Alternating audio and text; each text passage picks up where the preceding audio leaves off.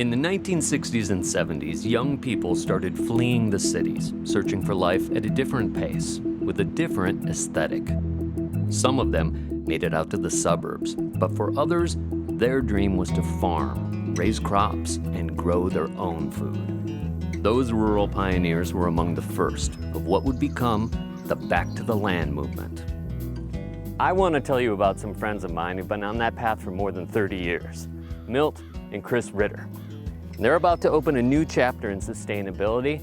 They sold their farm, bought this parcel, and are about to build a new home using only their savings to do it. And knowing the Ritters, we're in for a good story. I'm Milt Ritter from Beaver Creek, Oregon, and we're building a house here on the site that is to be a solar house, as close to net zero and as green as possible. My name is Chris Ritter. What was the second part?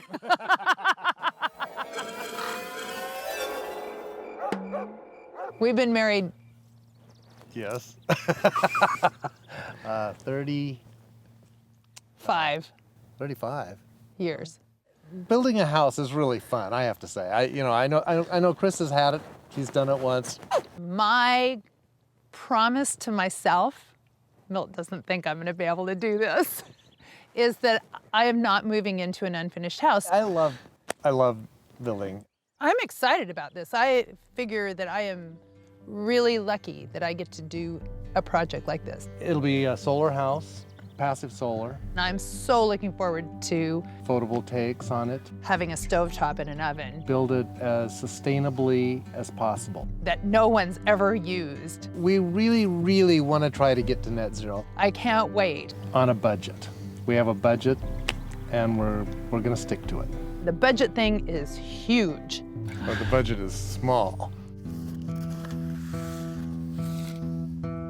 What do you think, Whitey? Does this look pretty good? While Chris is working in the garden, let me show you where they live. Come on. It's a little cabin they built that Milt, Chris, 2 dogs, and 2 cats share. Here is the living room / bedroom. It's a futon.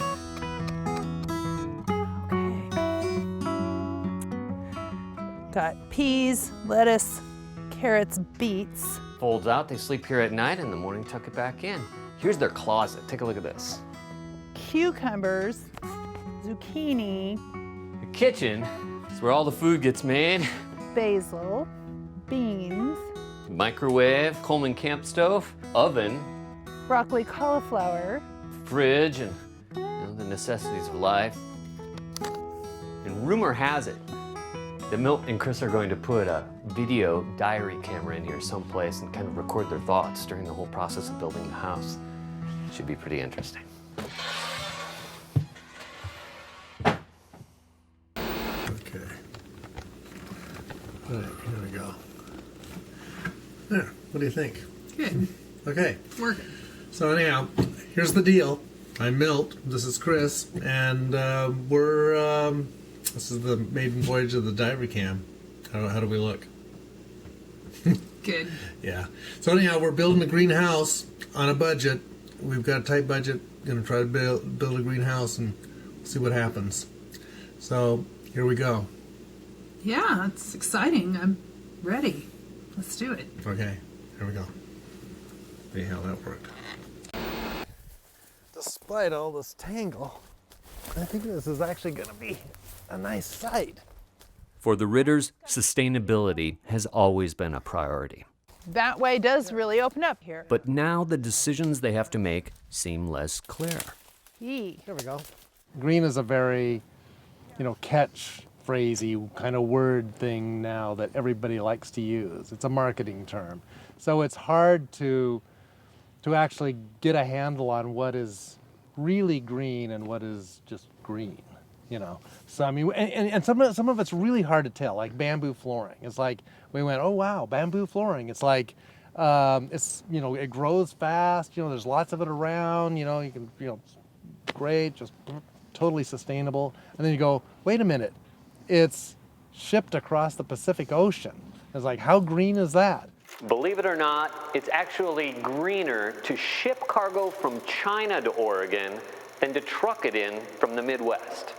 Here's how it works. A ship coming from Singapore emits about 725 pounds of carbon per ton of cargo it's carrying, while a truck coming from Chicago emits about 790. Since the ship carries so much more cargo, it actually has a smaller carbon footprint. But you know, and a lot of times how green you are depends on the amount of green you have in your wallet. So it's like, That's true. I mean, we can't afford to be this green. So we're gonna have to be this green.